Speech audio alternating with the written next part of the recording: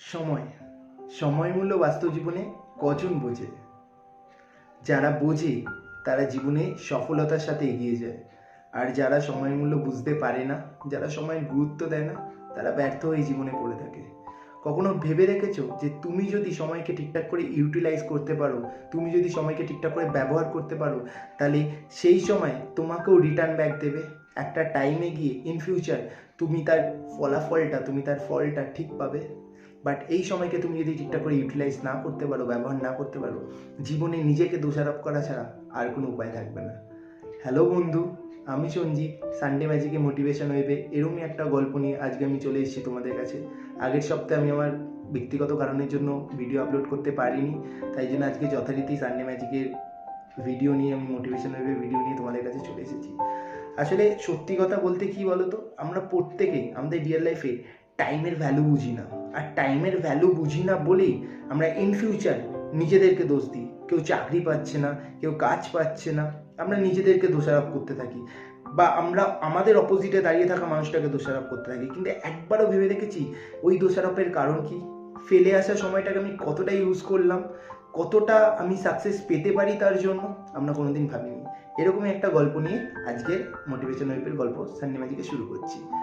আসলে একটা শহরে দুই বন্ধু থাকতো। একজনের নাম অয়ন আর একজনের নাম জিৎ। দুই বন্ধু, বন্ধু মানে আমরা ওই ছোটবেলা থেকে বলি না, একটা বড়দের কাছে শুনি যে বন্ধু মানে হরিহর আত্মা। মানে দুই বন্ধু খুব ক্লোজ ফ্রেন্ড। তো তাদের খাওয়া দাওয়া, তাদের ওঠা বসা, তাদের ঘুম, তাদের পড়াশোনা, সমস্ত কিছু তাদের একসাথে।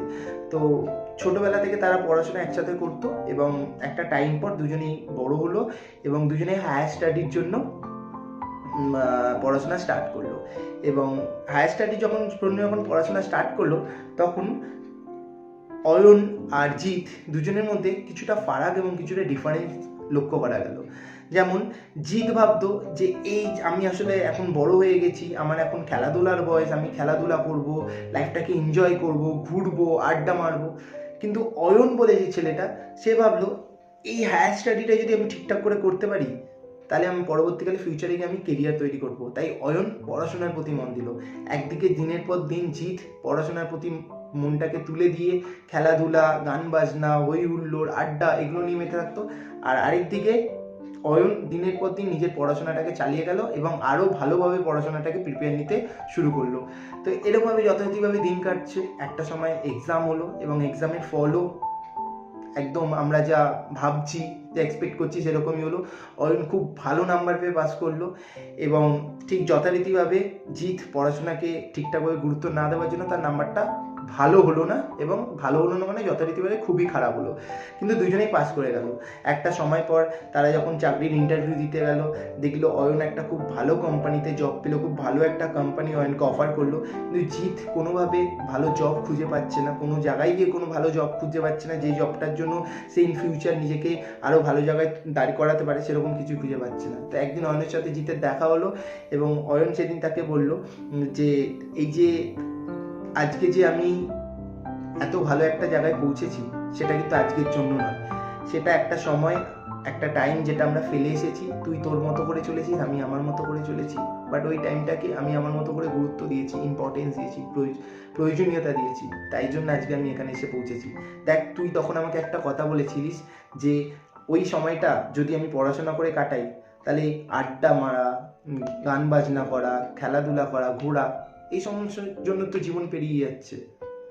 তুই সেগুলো করে বেরিয়েছিস, কিন্তু আজকে দিনে দাঁড়িয়ে থেকে গান বাজনা, আড্ডা, ঘুরে বেড়ানো, সমস্ত কিছু আমি করতে পারবো। বিশ্বাস কর, সমস্ত কিছু করার ক্ষমতাও আমার রয়েছে। সমস্ত কিছু করার ক্ষমতা রয়েছে, কারণ আমি সেই সময়টাকে আমি ঠিকঠাক করে কাজে লাগিয়ে এসেছিলাম। তাই আজকে আমার কাছে সমস্ত কিছু রয়েছে, বাড়ি গাড়ি। কিন্তু তুই সময়টাকে ঠিকঠাকভাবে কাজে লাগালি না, তাই জন্য এত ভালো স্টুডেন্ট হয়েও তুই আজকে জীবনের দৌড়ে অনেকটা পরিমাণে পিছিয়ে গেলি। এটা হলো কি তোমার আমার জীবনের প্রবলেম। তোমার আমার জীবনের সবচেয়ে বড় অসুবিধা হলো এটা, আমরা জীবনের যে টাইমে দাঁড়িয়ে রয়েছি, ধরো আজকের দিনে, আজকের কারেন্ট টাইমটায় আমরা যে সময় দাঁড়িয়ে রয়েছি, সেই সময় আমরা জীবনটাকে কিভাবে কাটাচ্ছি আমরা বুঝতে পারি না। আজ থেকে কিছুদিন পরে গিয়ে যখন এই ফেলে আসা সময়টার জন্য আফসোস করবো, তখন গিয়ে আমরা বুঝতে পারবো। একটা কথা বলি, প্রত্যেকে যারা ভিউয়ার্স আমার, তারা প্রত্যেকেই এই জিনিসটা ট্রাই করো। দেখো, ধরো প্রত্যেক দিন প্রত্যেকের ব্যাঙ্ক অ্যাকাউন্টে 1440 টাকা করে জমা দিয়ে দেওয়া হলো।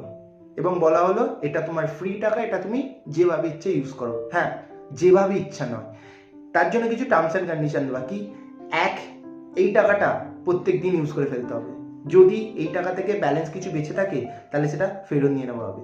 সেকেন্ড, তোমার দরকার এবং তোমার কাজে লাগবে এরকম জায়গাতেই তোমাকে টাকাটা ইউজ করতে হবে। তুমি টাকাটা তোমাকে দেওয়া হচ্ছে মানে তুমি যে কোনো কাজে টাকাটাকে ইউজ করে ফেলতে পারবে না। তো তুমি যথারীতিভাবে আনন্দ তো পাবে এবং একদিন দুদিন করে তুমি তোমার দরকারের কাছে ইউজ করতে থাকবে, কিন্তু একটা টাইম পর দেখবে তোমার আর সেই দরকারের কাজটা নেই, এবং তুমি আগে যেখানে 1440 টাকা পুরোটা ইউজ করছিলে সেখানে এখন দাঁড়িয়ে দেখবে 200 টাকা 300 টাকা 500 টাকার বেশি ইউজ করতে পারছো না, কারণ প্রত্যেকটা সময় একটা সার্টেন টাইম আমার দরকার থাকে, সেগুলো আমার হয়ে যায়, তারপরে সেই টাকাটা আমি ইউজ করতে পারবো না, তখন তোমার আফসোস হবে। কেন আফসোস হবে? কারণ ওই যে 1440 টাকা তোমার ব্যাঙ্ক অ্যাকাউন্টে ঢুকছে, তুমি টাকাটা পাচ্ছ, বাট টাকাটা তুমি ইউজ করতে পারছো না। কিন্তু তুমি কি ভালোভাবে জানো, বা অনেকে কি আমরা খেয়াল করেছি, আমাদের জীবনের প্রত্যেকটা দিনে এরকম 1440টা মিনিট থাকে, যে 1440টা মিনিট আমাদের জীবনে পেরিয়ে যায়, বাট আমরা বুঝতে পারি না। প্রত্যেকটা মিনিট আমাদের জীবনে ইম্পর্টেন্ট, প্রত্যেকটা সেকেন্ড আমাদের জীবনে ইম্পর্টেন্ট, বাট প্রত্যেক দিনে এরকম 1440টা মিনিট আমাদের কাছে পেরিয়ে যায়, আমরা একবারও কিন্তু খেয়াল করি না। কিন্তু 1440-এর মধ্যে একটা টাকাও যদি আমাদের নষ্ট হয়, আমরা তার আফসোস করি। তার মানে অর্থটা আমাদের জীবনে ইম্পর্টেন্ট, টাইমটা ইম্পর্টেন্ট নয়। টাইমকে গুরুত্ব দাও, টাইমকে ইম্পর্টেন্স দাও, দেখো অর্থ অটোমেটিক তোমার কাছে চলে আসবে। আমরা যখন পরীক্ষার হলে বসি 3 ঘন্টার এক্সাম সিটে, আমরা অনেক সময় ভাবি যে যদি আরও আধ ঘন্টা এক্সট্রা পাওয়া যেত আরও ভালো পরীক্ষা দিতাম। অনেক সময় এরকম মনে হয় না যে 1 বছরের পরীক্ষা যদি 2 বছর ধরে নেওয়া হয়, যথারীতি তুমি ভালো রেজাল্ট করো 1 বছরের পরীক্ষা 2 বছর, কিন্তু বিশ্বাস করো 1 বছরের পরীক্ষা 2 বছর কেন, 3 বছর ধরেও যদি নেওয়া হয় তাও তুমি ভালো রেজাল্ট করতে পারবে না। তার কারণ তুমি টাইমের ভ্যালু বোঝো না। আমরা অনেক সময় অনেক কাজ কাল করব ভাবি, এবং কাল যখন আসে তারপরের দিন করবো ভাবি, টাইমের মতো পেরিয়ে যায়, সময়ের মতো পেরিয়ে যায়। একটা টাইম আমরা কাজটা করি, বাট যে কাজটা আগে করা উচিত ছিল সেটা পরে করছি। তাই প্রত্যেকটা মোমেন্ট, প্রত্যেকটা টাইম, এই গল্পের যেটা মোরাল অফ দ্য স্টোরি ছিল যে এক বন্ধু সে সময়ের গুরুত্ব বুঝেছে, আজকে সে উন্নতির একদম উন্নতির চরম শিখরে উঠে গেছে।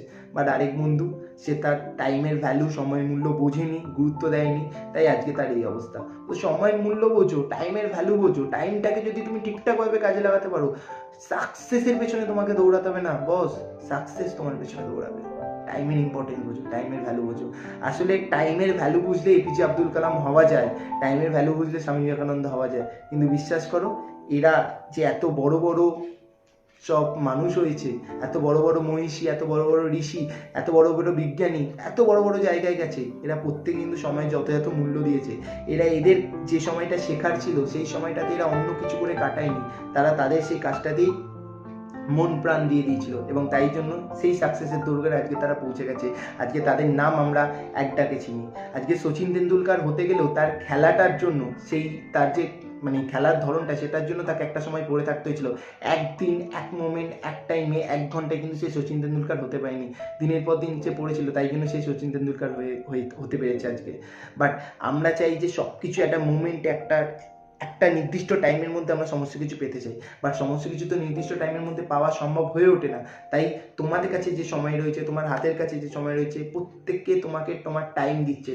কাজ হলো গিয়ে তুমি তোমার টাইমটাকে ইউটিলাইজ করো, তুমি তোমার টাইমটাকে ব্যবহার করো। যত ভালোভাবে ব্যবহার করতে পারবে তত তুমি এগোতে পারবে, যত বাজেভাবে ব্যবহার করবে, যত ইম্পর্টেন্স না দিয়ে ব্যবহার করে যাবে তুমি তোমার সময়টাকে, জীবনে তুমি ততটাই পিছিয়ে যাবে। তাই তুমি সাফল্য হবে নাকি তুমি ব্যর্থ হবে, এটা পুরোপুরি নির্ভর করছে তোমার উপর। তুমি তোমার সময়কে কিভাবে কাজে লাগাবে, এটা পুরোপুরি নির্ভর করছে তোমার উপর। তাই সময়কে সময়ের গুরুত্ব দাও, সময়কে সময়ের ইম্পর্টেন্স দাও, আর কিছু করতে হবে না। ব্যাক টু ব্যাক সময় তোমাকে রিটার্ন ব্যাক করবে একটা সময়, তুমি যে ইম্পর্টেন্সটা দিয়ে রেখেছিলে।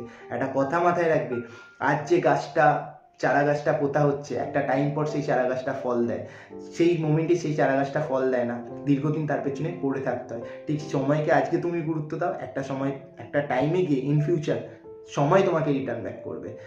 যদি গল্পটা আমার ভালো লেগে থাকে, প্রত্যেকবারের মতো একই কথা বলবো, ডু লাইক, শেয়ার, এবং সানডে ম্যাজিকের প্রত্যেকটা গল্প প্রত্যেক রোববার করে পেতে, এবং হেল্পিং হ্যান্ডের যে ভিডিওগুলো আমাদের আসে সেই ভিডিওগুলো পেতে অবশ্যই সাবস্ক্রাইব করো, কেননা সাবস্ক্রাইব করলে এবং বেল আইকনটা ক্লিক করে দিলে তাহলে এই ধরনের গল্পগুলো প্রত্যেকদিন তোমাদের কাছে চলে আসবে।